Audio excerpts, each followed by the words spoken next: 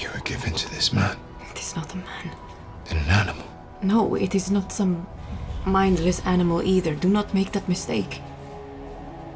We call him Dracula.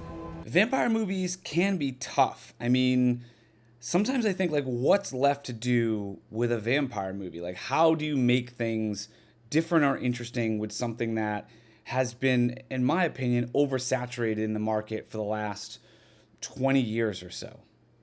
The Last Voyage of the Demeter is a 2023 horror movie about the ill-fated Last Voyage of the Demeter, the ship that brought Dracula to London in 1897. Now, I have to say, this movie had a lot stacked up against it. A lot. Putting aside the more like superficial aspects of the awful trailer, where not only do they show way too much of the movie, but they also decide to use a needle-dropping, on-the-nose, smashing pumpkin song. World is a man. He's coming! Ugh.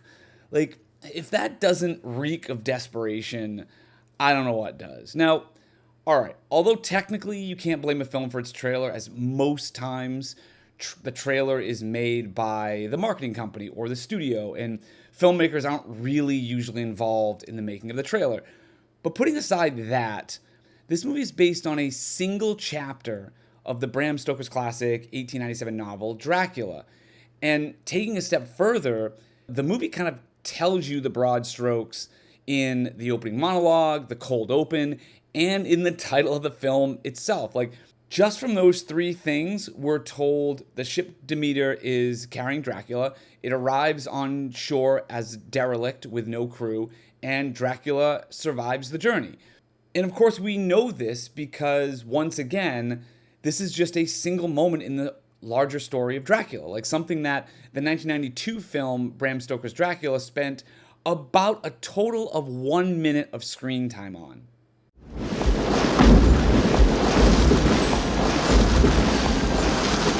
Captain's log, the Demeter, 27th June, 1897. We picked up 50 boxes of experimental earth, bound for London, England. Set sail at noon into a storm that seemed to come out of nowhere, carrying us out to sea. 3rd of July. Second mate has gone missing. Nearing Gibraltar. Storm continues. Crew uneasy. Believes someone or something is aboard the ship with us.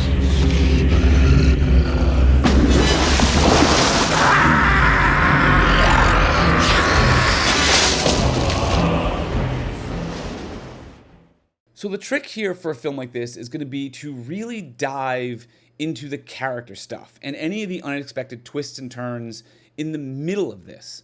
I mean, historical dramas do this all the time. Like, just look at the recent movie Oppenheimer, where there's never any question as to whether or not he was going to make the bomb or if it was going to work, but rather the tensions and the interest lies in the journey itself and the character's decisions made along the way that led to it. Found footage movies also do this a lot, where in the opening of the film, it's telling us what happens, and then we watch the how and why. Now, that said, this movie was directed by Andrea Uvredal, who has made two movies that are favorites of mine, Troll Hunter and The Autopsy of Jane Doe. Two excellently crafted films, in my opinion. So the question really became, can he make the characters and the journey part of this film interesting enough to justify knowing everything else? Like, can he make a compelling case to watch this ill-fated voyage? Although the movie is about the crew of the Demeter, the story really centers on Mr. Clemens, a doctor who was picked up as a crewmate in Carpathia along with the infamous cargo to make the weeks-long journey to England.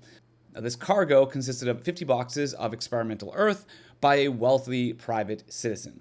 Now, once on board and out to sea, Mr. Clemens finds one of the cargo boxes has broken open and a young woman is inside, both unconscious and sick. He immediately begins a series of blood transfusions to try and save her life, as he claims that she has infected blood. At the same time, every night, strange noises are heard throughout the cargo hold, and all the animals on board are eventually slaughtered. Then, one by one, crew members begin to go missing.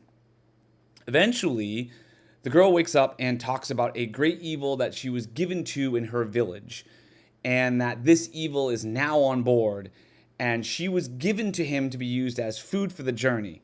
But with her now awake and unavailable, this thing is improvising.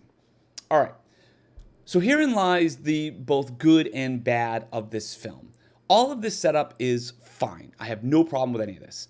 However, this still isn't much additional information from the opening knowledge of the story. We know that Dracula is on board. We know the crew is dead at the end. So the idea that he begins feeding on crew members each night is maybe a little bit of information, but it's not much. And that is the center problem with this film, that it really doesn't go much further than that story-wise. The crew does eventually become wise to something on board and does try to do things like search the ship, and it does eventually come up with some kind of plan, but it's kind of a little bit too late, in my opinion.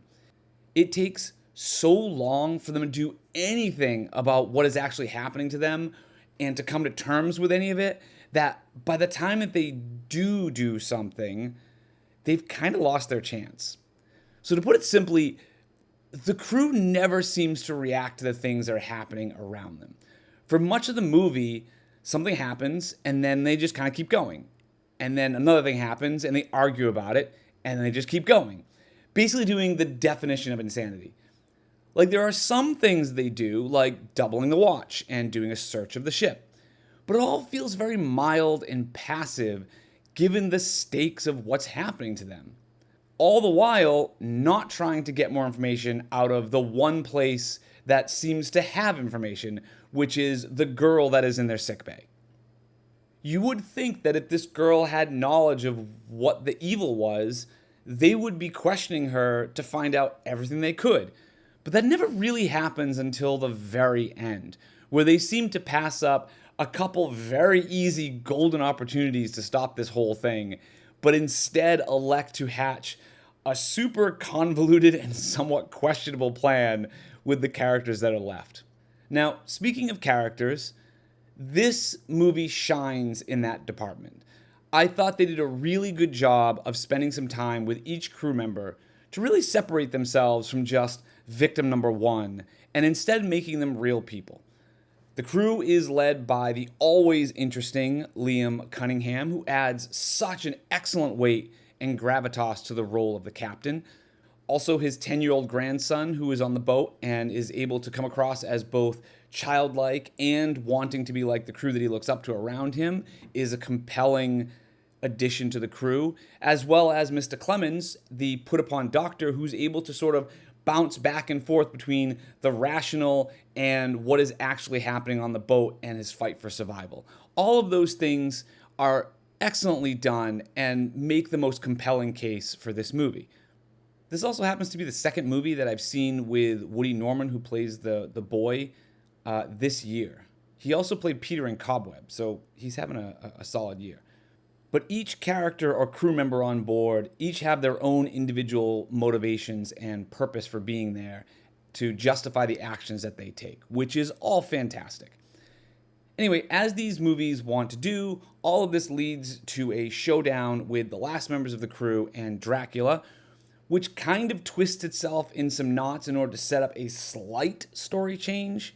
But the end battle itself feels a little too convenient, where something that would normally need absolute precision is resolved by cutting a thing to make another thing happen, to make another thing happen, and then a third thing to fall apart, all while happening on the rocking, moving boat in the middle of the ocean. Like, this is definitely not a simple predator trap situation.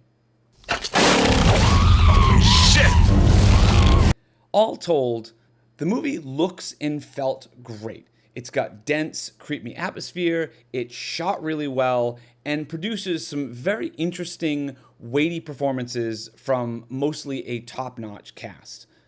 There is a bit too much of a reliance on the CGI vampire. I would have liked to have seen it less overall, but it's not a super deal breaker, as it does mostly look good. The central issue still remains to be the lack of enough meat in the story itself.